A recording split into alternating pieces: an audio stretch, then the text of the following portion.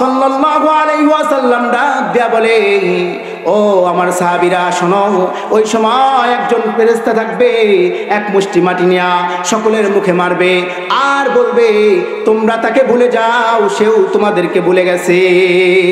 তাহলে আত্মীয় স্বজন আপন। লাস্ট 3 নাম্বার ভাই, রাসূল আরবি সাল্লাল্লাহু আলাইহি ওয়াসাল্লাম ডাক দেয়া বলে, ও আমার সাহাবীরা 3 নাম্বার ভাই হলো সেই ভাই যে কবরে থাকবে, হাসরে থাকবে, মিজানের পাল্লায় থাকবে, ফুলসিরাতের ব্রিজ পার দিবে।